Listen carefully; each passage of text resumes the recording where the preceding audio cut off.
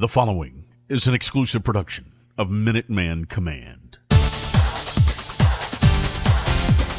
The Flagship Pod with your hosts, ESPN personalities Mike Corey and Rene Ingoglia, is on the air. Brought to you by Todd Fritz Roofing, with insight and info from UMass and MAC insiders. From the Command Studios, here are your hosts, Mike and Rene.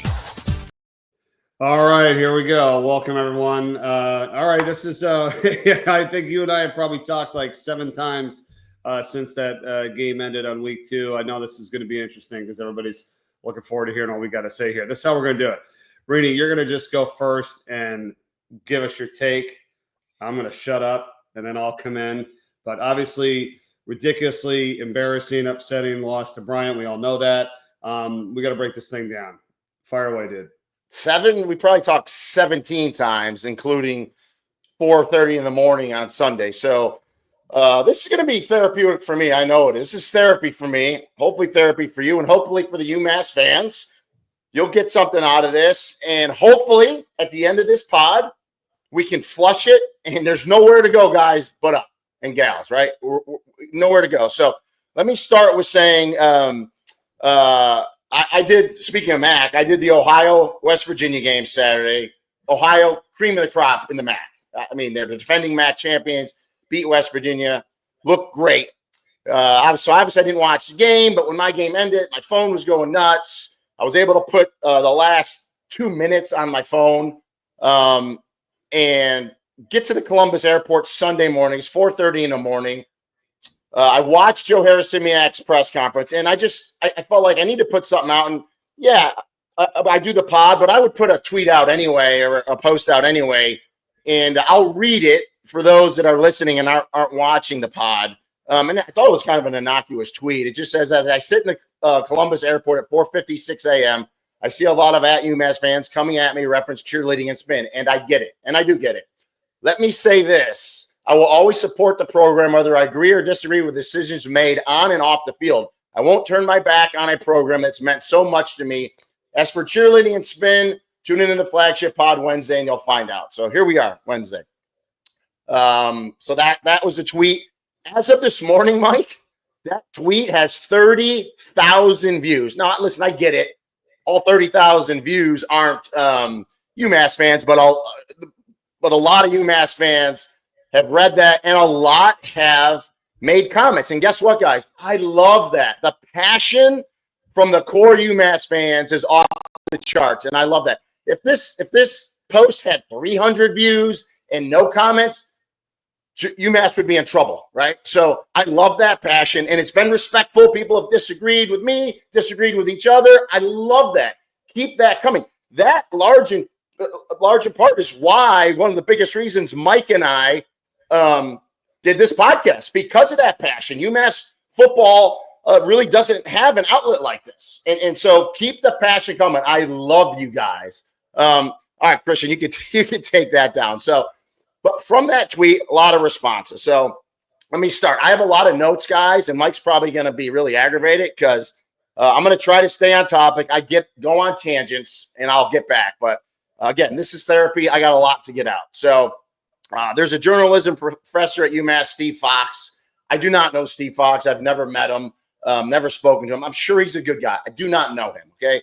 He had made a comment that I was whining about not getting paid for the podcast. I was not whining, Mr. Fox. Let me explain it, put it in context. So in that tweet thread that we just showed, someone had posted that I can't be critical, and Mike can't be critical of Ryan Bamford and the UMass football program and UMass athletics at large because he's my boss. So there's this notion out there that some people have that this podcast is sponsored for and paid for by UMass athletics. So I responded, for the record, we do not get paid by UMass or Minuteman Command for that matter. And so I wanted up. I'm not a journalist, but I thought, hey, that's good journalism. Like, let's let people understand for the record what's going on. I was not whining, so let's get that off the table right now. So in full disclosure, when the Minuteman Command guys reached out to me and told me what they were doing and asked me to do this pod, I was like, great, I love it. a bunch of what I just said. UMass really didn't have anything like this. I love my school. I immediately thought of Mike. I've known Mike a long time, obviously a UMass grad. And Mike and I have talked about maybe doing a pod. So it just fit perfectly. And so, yeah, we don't get paid. The thought was we kind of launched this podcast. It takes off. Mike and I would go out and sell some advertisement and make a little compensation that way. You know, as of today, we haven't sold any advertisement. We don't get paid. It's okay. We're not whining. We just want people to know, okay? We're not a propaganda arm for Ryan Bamford or the UMass athletic department. As far as cheerleading, I've talked about this on the pod. I clearly and fully cheerlead for the team. I'm a glass half full guy. I always have. I always will be. So let me. It's personal to me. It's personal to me. In 1991, I was a high school senior in Rochester, New York. I was pretty highly recruited. Had a lot of scholarship offers. I had a devastating knee injury. Right. I had what's called the unhappy triad.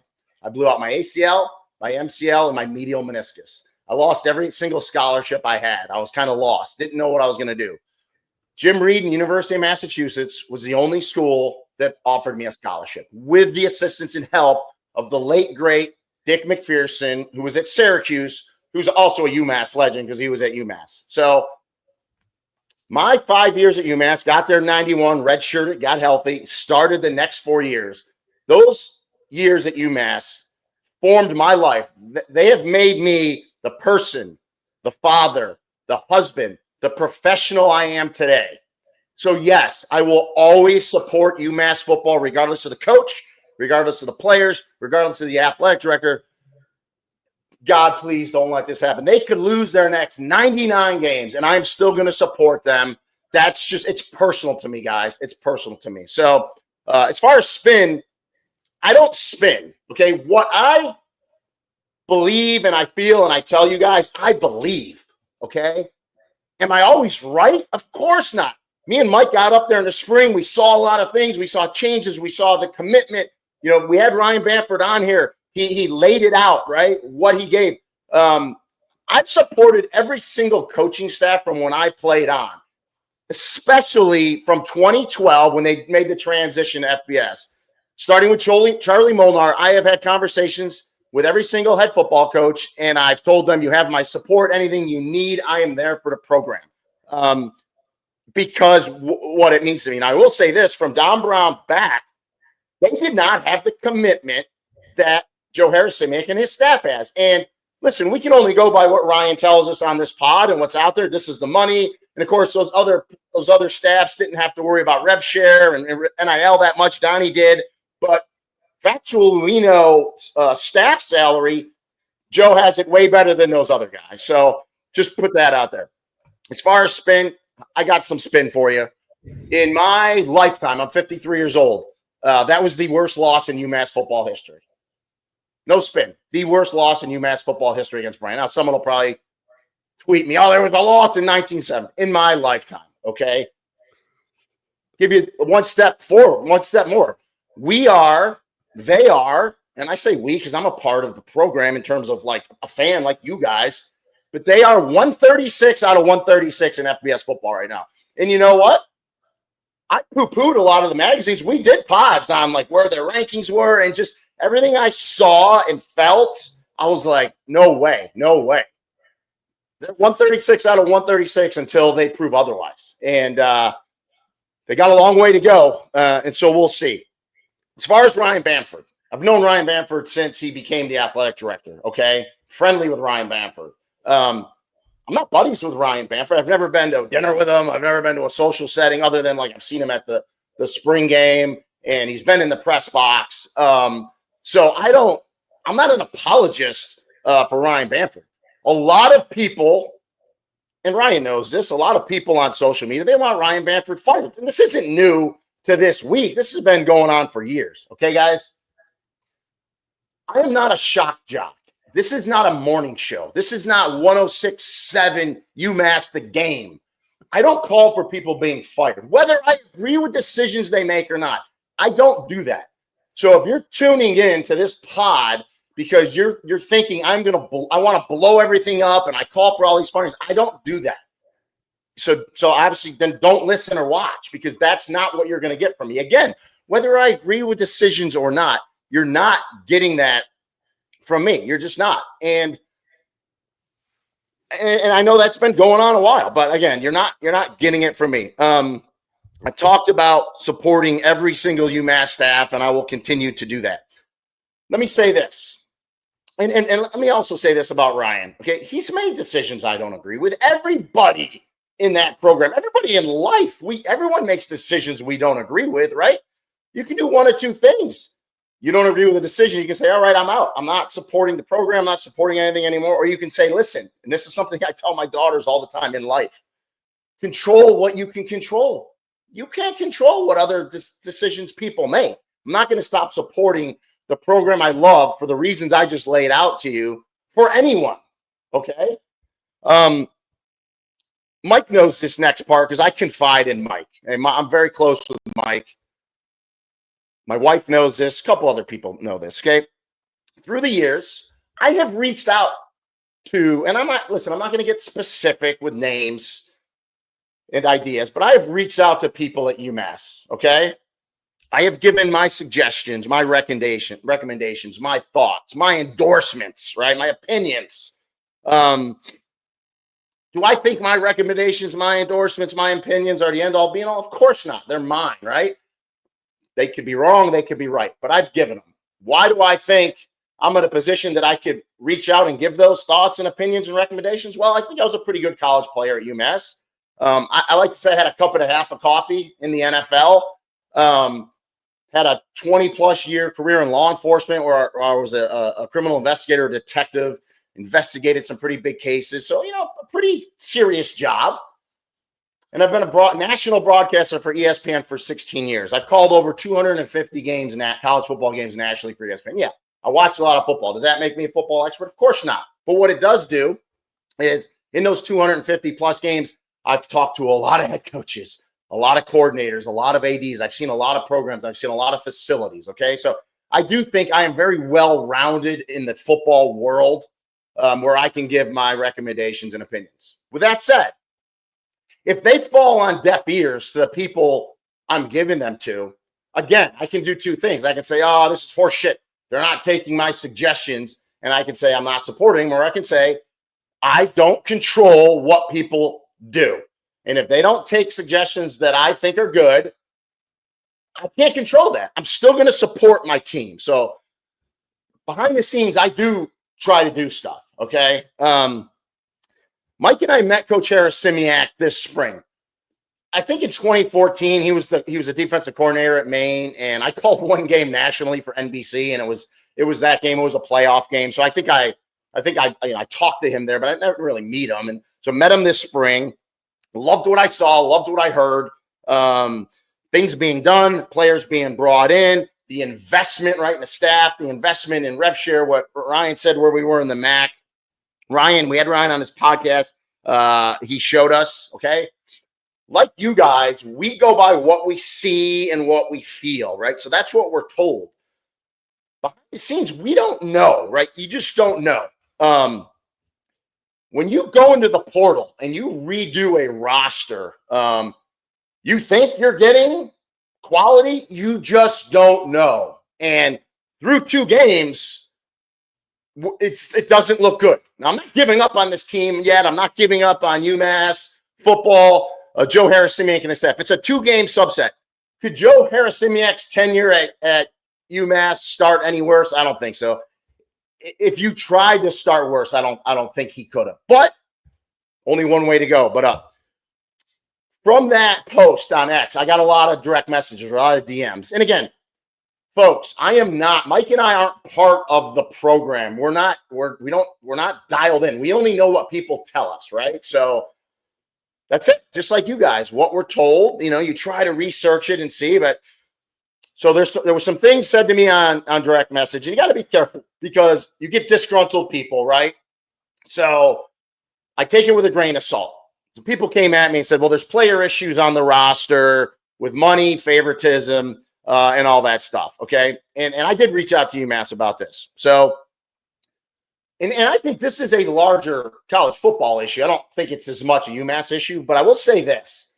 If you're giving, and I mean this in general, but UMass fits in this circle because someone, DM'd me and said they think this is happening.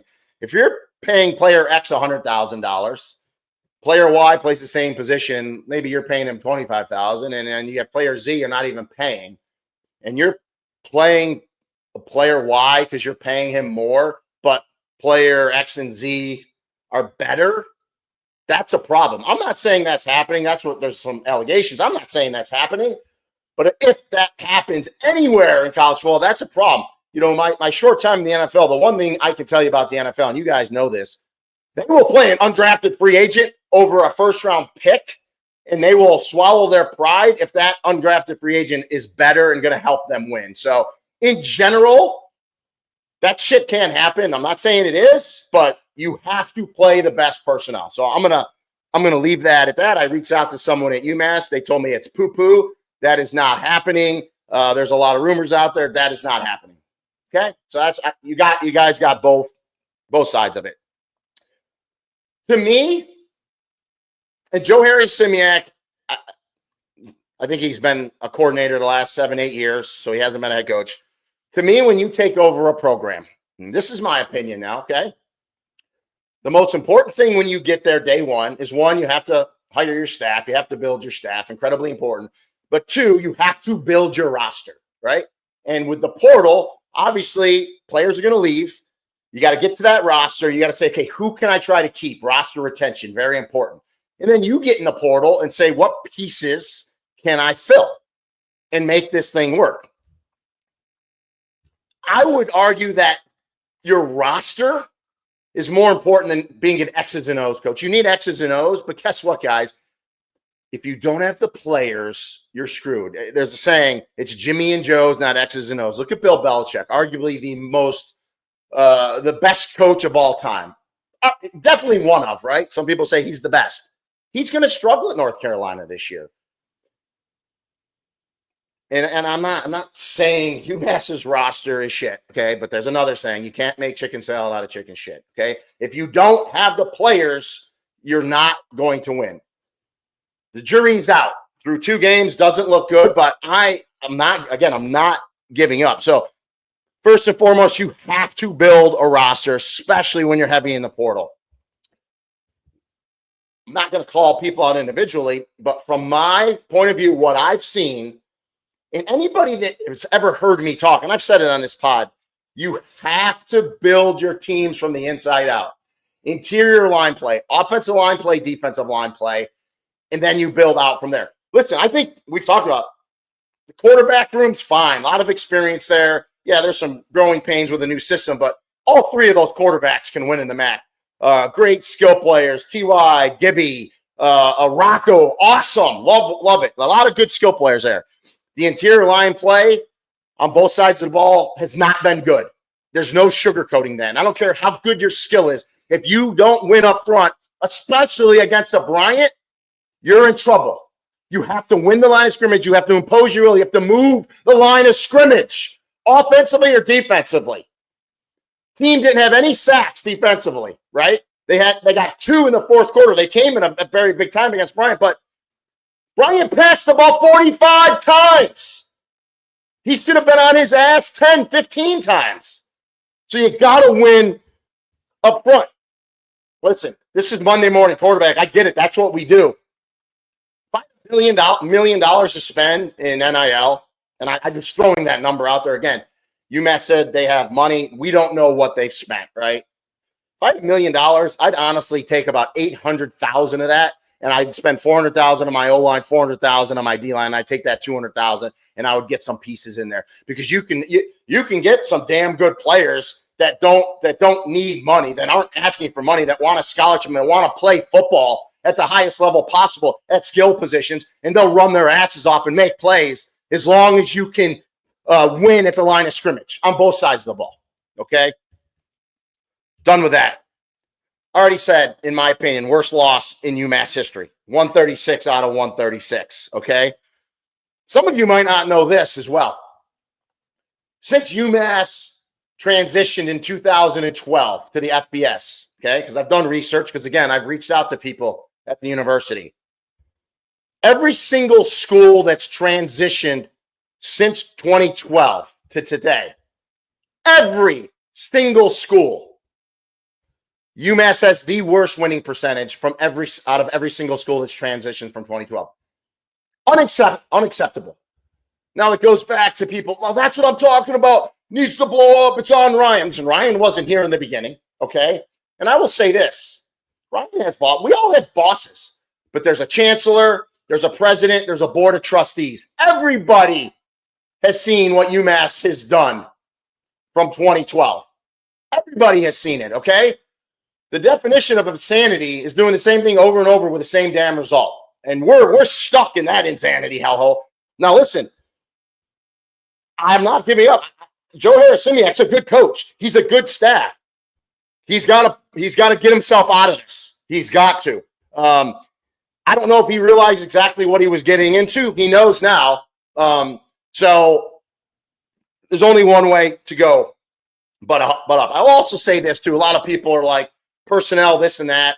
I'm never going to second guess a coach because I've been involved. I know we're not at practice. I don't know who's doing good in practice, who's screwing up schemes and reps in practice. So I'm never going to question who coaches play. Obviously, there's a lot of injuries. So I don't speak on personnel issues like that because, again, I'm not on the inside. All right. And I'm sorry it's just taking a while. Mike's probably going to kill me, but I got to get through this because, again, this is therapy for me.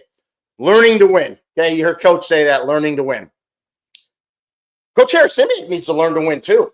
And I'm not being disparaging of him, and he knows this. There's decisions you make as a coach from the first quarter on. You know, they're amplified in the end of the game, but in terms of clock management, timeouts, when to be aggressive, when not to be aggressive, right? Coach Harasymiak's making $1.4 million. Like, this is his thing, right? So I'm going to support him, but I'm going to be truthful in how I feel too. Again, everything I say isn't the end all be all. And if they get mad at me saying things on this pod, then they have bigger issues. And they know that. Listen, he knows that, he's experienced. And I listened to his press conference on Monday. A lot of the things I wrote down on Sunday, because I watched the game on the iPad and the plane, and I was stuck in there, and a lady next to me had coffee, and I was trying to write notes. A lot of things I wrote down, he said Monday. So, but everybody needs to learn. Here's the other thing. Culture in college football is, I don't want to say it's gone. It is different for everybody. So you hear culture, and I'm guilty of it too. When I played in the 90s, that was culture, okay? No one transferred. We lived together. We got in fights at varsities up in the bars together. We drank together. We lived together. We loved each other. The defense loved the offense. The offense loved the defense. We got after each other like big brothers. We hit a lot in practice. We loved each other. That's culture. You can't have that in college football anymore. The way the portal moves, you need to have what's called a portal culture, where you bring these players together the best you can for 3 weeks and a month, okay? Hard to do, and it's new for a lot of these coaches. I get it.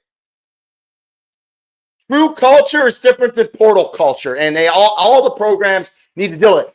Ohio didn't have a large, real big turnover in transfer portal. Matter of fact, they had 3 guys a couple years ago go to the Power 4. They all came back to Ohio. Same coordinators for years. They have some culture. They don't have stars except Parker Navarro, their quarterback, and they win with their culture. So you can get culture, but man, you gotta have those roots planted. Okay. No excuses. You have to win that game against Bryant. I get it. 5th, 6th string players are in there, scout team players. You have to win that game. You have to have that mindset. And I'm going to get ahead of my notes because I watched something this morning. I want you guys, if you haven't seen it, Matt Rule's the coach for Nebraska. They played Akron last week. They were up 33-0 at halftime. Someone had an iPhone. They were sneaking his halftime talk. You want to talk about, and I'm not. I don't know what Joe Harasymiak said at halftime. I have no idea. So this isn't a knock against Coach Harasymiak. But someone filmed Matt Rule. He didn't know he was getting filmed. Up 33-0. The passion, how he gave it to his team, what he said. You inject that shit into my veins. I want you to watch. Just go to X. Matt Rule halftime. Up 33-0. What he said to his team. That's what I want. Loved what he said. Go watch that. Okay. No excuses. UMass needs to win that game. Secondary issues. We all saw it. Secondary couldn't cover everything. If you can't play man, you got to play zone, right? And if you're going to play zone, especially at the end of the game, you better have outside leverage. All right. And I'm going to get it. I don't want to get ahead of my notes. If you can't do something and you don't have the players to do it, it's incumbent upon the coaches to scheme the best you can. And I will say this too. If you have a depleted secondary, for the love of God, if you can't get a pass rush on a guy that drops back 45 times, you are screwed. And I'm not saying anything that people don't know and the coaches don't know. But it's frustrating for all of us. And I'm getting that frustration out for all of us. Got to do better. Game management. I think there was some timeouts. And man, this is where it goes. Coaches need to learn too. Listen, 16 years as a national broadcaster. I got a phone call from my boss this week and some other people. You never stop learning. And you don't take constructive criticism like a baby and be pissy. You accept it. Okay? And you move on and you learn and you grow. Coaches, same thing. Got to do better. There was one time Bryant ran their backup quarterback out as the punter. Boom. UMass had to blow a timeout because they weren't prepared for a possible fake. Red zone. I'm not going to get into the stats. We all know in the red zone, you got to score touchdowns, especially against Bryant. And the mistakes are endless. So I'm going to go through a real quick game recap, real quick, and I'm going to get it to Mike. I'm going to go to the end of the game. And Joe Harasymiak talked about a lot of this. The one series, right? And everyone will know. Bad snap, okay, by the center. Grant Jordan, incredible play. Goes back, picks up the bad snap, makes the guy miss, hits the receiver down the field. You're 1st and 10 at the 14, okay? You go in and score a touchdown, you can close this game out. Next play, they go quarterback sweep. They pull a couple offensive linemen. The center holding behind the play. Not going to kill the kid. Bad hold. He knows that. You can't do that. Now, instead of being, 2nd and, probably 4 at the 10 or 2nd, whatever, good run, you're 1st and 20 at the 24-yard line. Next play, holding, right? Backed up again. Next play, sack. Penalty. 53-yard field goal, and the kid hit it, right? Which we haven't seen in years. So kudos to him. He missed an extra point earlier. He knows that, but he hits a 53-yarder. Okay, penalties killed them in that drive and throughout the game. Back on defense, D.D. Snyder comes back. Beautiful interception. Good interception. You got to go out there and close the game out now. Okay. First down, they run with Hood. Okay, and me and Mike kind of disagree a little bit about this. I am old-fashioned.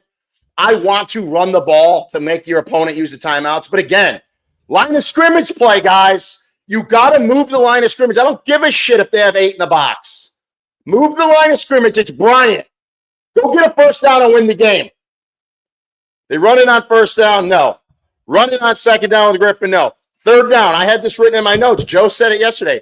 There was 2:19 on the clock, okay? So you throw it there because even if it's incomplete, it's not 40, 45 seconds. It's 19 seconds. And he knows that. Again, he self-corrected himself. But in the spot, man, you hope you make that decision. And really, I roll Grant Jordan out and give him a couple guys to pass. And if it breaks down, you tell him in the coach to player, hey, if the pass is there, boom, hit it. Let's win this game. If not, see what you can get with your feet, right? Didn't happen. Joe talked about it. It just didn't happen. Then they punt. Keegan Andrews. So let me say this because someone was at me on social media about giving kudos to the punter. Per position, Keegan Andrews is the best player on the UMass football team. Bar none. For what he does, what his position is asked to do, he's one of the best players in the nation. So, and they have not been able to utilize him again. Again, he gets a great roll.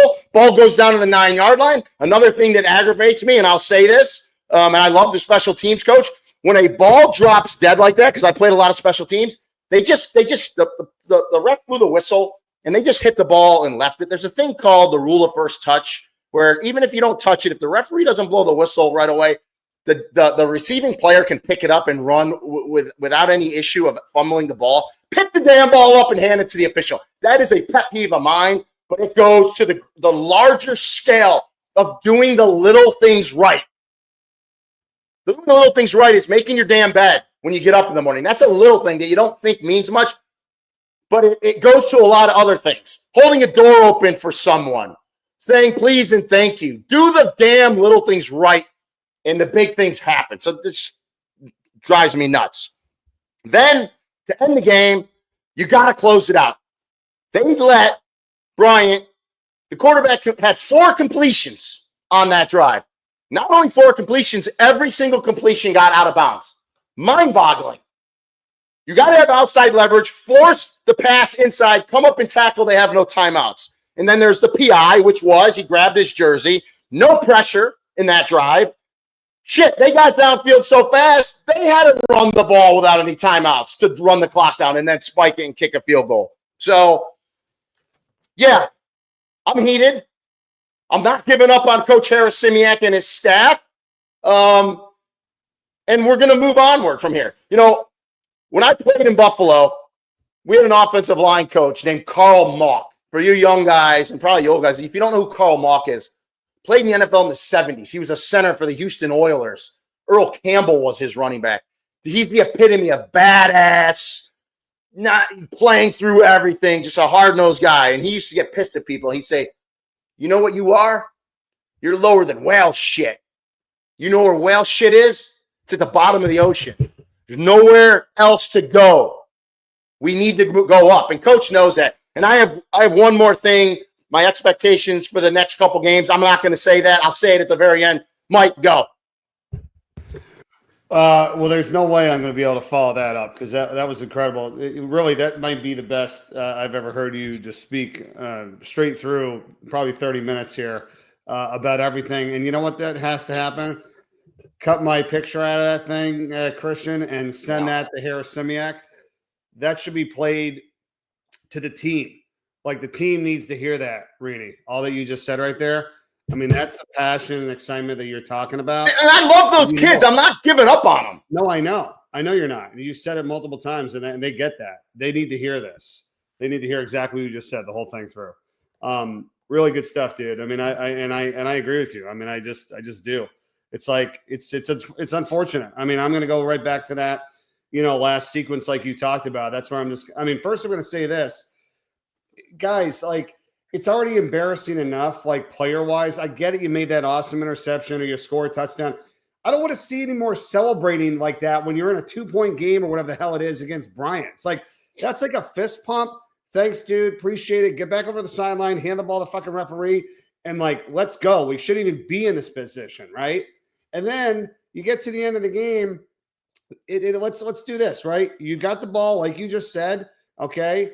First down and 10, you're up a couple. There's like 2:31 to go. Let's go to this clip. And this is exactly what I'm thinking right here. This is what needs to happen, this clip. You play to win the game. Hello? You play to win the game. You don't play to just play it. That's the great thing about sports.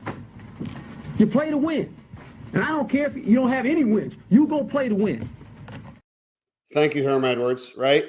I disagree with you. I don't run the fucking ball for 1 yard, for 2 yards, lose 6 yards. It's like you just gave it to them. I hate when teams do that. It's like, well, just do this, make them use their timeouts, so then we'll just punt the ball back to them and hope we stop them so we don't lose on a game-winning field goal. Why is that ever a good strategy? Do you ever run a play hoping to just concede and say, yeah, here's a yard, hurry up, call a timeout, let's do it again? That's like an intentional walk in baseball. Oh, frig this, we'll get to the next guy. Yeah, then he hits a freaking 2-run home run. How'd that work out for you? Don't do that. Play to win the freaking game. Think about it. We know the defense is struggling right now. They've given up touchdown drives of 69, 76, 80, 90, and 99 yards. So don't tell me, once again, like you said, and I agree, Keegan Andrews, best player of the team. Yeah, he's going to kick it deep. We'll kick ass. Yeah, he is. He's the 5th best punter right now in the nation, averaging 50 yards a kick. 5th best punter in the nation. But you haven't helped him out. He kicked it all the way down the freaking 14-yard line. And like you said, 31 seconds later, they're at the UMass 30 in field goal range. Like, they have a bird clock. So knowing your defense is struggling and all that, why would you ever want to give them the ball back and a chance to win? I don't run the ball there. I run whatever play, and I'm not the coach, so I can't tell you like, I should have done this, and yeah, I'm being Monday morning quarterback. Try to get the fucking first down, okay? Don't just, here you go. Throw it, run it, whatever. Time was not a factor there. We don't care about the time. We care about giving them the fucking ball back. Remember Bill Belichick with the Patriots, and they were playing Peyton Manning? They were winning the game. They had the ball at their own 30-yard line. I remember this. They went for it on 4th down. Less than a couple minutes left in the game. You know why? Because he's like, if I punt this ball back to Peyton Manning, even if he has it at the 20-yard line, he's going to go down the field and get a game-winning field goal. We're going to lose. So his whole goal was, I'm not giving this ball back to Peyton Manning. Yeah, they went for it on 4th down. They didn't get it. Of course, now he only had to go 30 yards for a touchdown, which they got, and they won. But had you gotten the first down, that gave you a better percentage chance to win the game. Get the first down and give the ball back to him. So to Herm Edwards' point, and Harasymiak said this earlier, he wants to be aggressive. You got to learn how to win. Well, then you got to practice what you preach. Stop playing not to lose. Stop playing scared. Play to win the game. You got to be aggressive there. It pisses me off. And you know why? Because that game reminded me of all the years past. I get it. Coach has been there for 2 games. He's new. I'm just saying, you already know this, coach, about everything we've been dealing with. You made it look just like last year, the same exact thing. I'm doing the game at Miami, in the Hard Rock Stadium. They're kicking the shit out of Bethune-Cookman. But I'm watching the UMass game. It's not on our iPad. We got it right there on our screen. I'm watching the game. As soon as they do that BS and punt the ball, I go to Lee Torman, our friend from UMass, with the school with us. He's my spotter. I'm like, they're done. They're losing this game. They're losing the game. And he's like, well, yeah. And they lost the freaking game. Because it's the same thing we've been dealing with in the past. You got to change culture. Listen to everything Rene just said for the last 30 minutes. It's impressive, and he's right. Go after it. Work hard. Do the little things. Give a shit. You have nowhere to go but up, okay? So if you play not to lose and you sit back and, I don't know, go and win the game. It shouldn't have come down to that. We know that. We're pissed. We get it. Player-wise, Rene, I'm with you.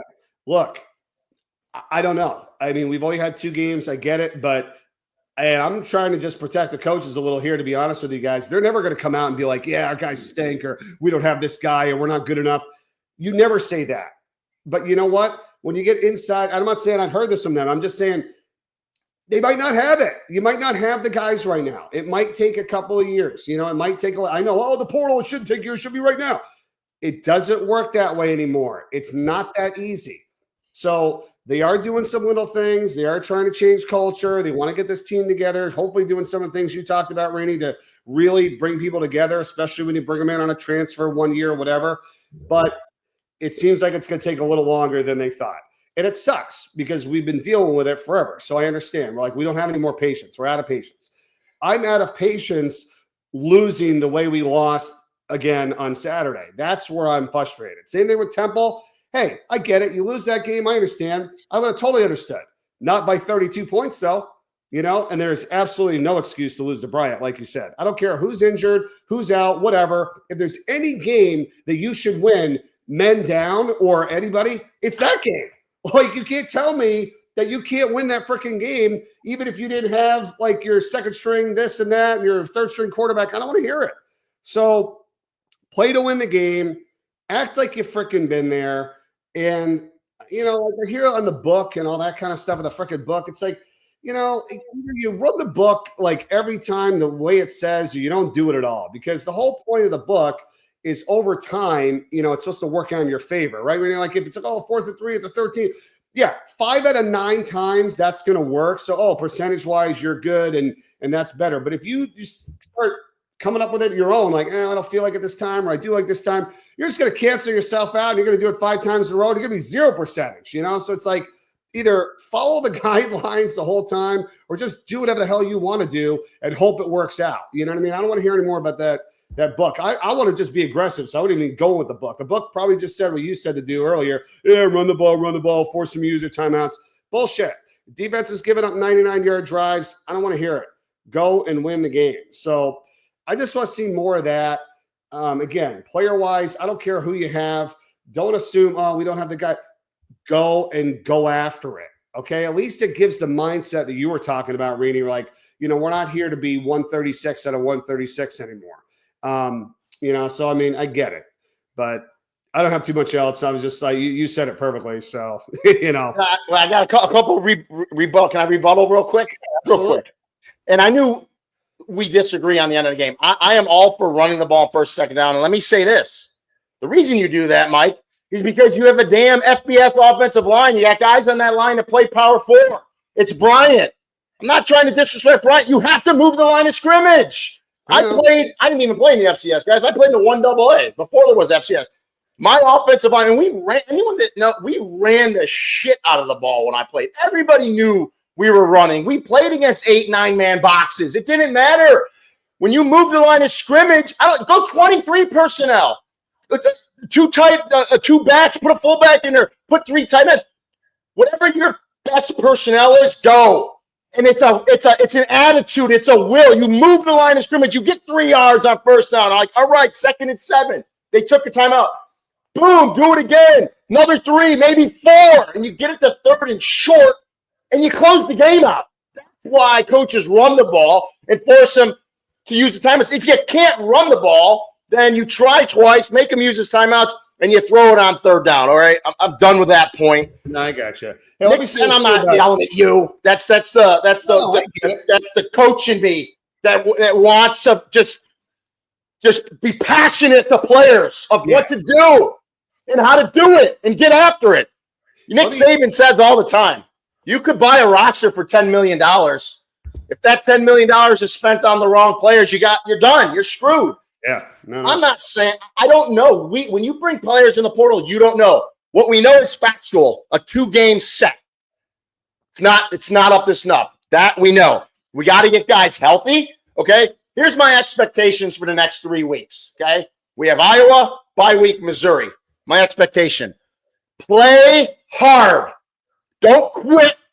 Get people meaningful reps that need game reps. Meaningful game reps, okay? You need meaningful game reps. Get people healthy that aren't playing, and don't quit. You still play to win. Do not get me wrong. UMass goes into Iowa and upsets them. I don't think it erases the first 2 weeks, but it comes damn close because you would essentially go from the worst loss in UMass history to the best win in UMass history with what's going on. So you still play to win. You still game plan. You still play to win. But you just play hard every single down and you don't quit. What worries me about the transfer era, transfer portal culture, I'm not saying this for UMass, I'm saying football in large. Yeah. Because there is no culture like I talked about, like you living and breathing with guys and, for years. When things go bad, I think a lot of players say, you know what, I'm going to shut it down. They start thinking about where they want to go next year already. And that's where it's really incumbent on the coach to bring the right players in the portal with the right attitude and mindset. And then what you say to them and keep them motivated going through. Okay. This team, Mike, will be judged this season on their 8-game max schedule.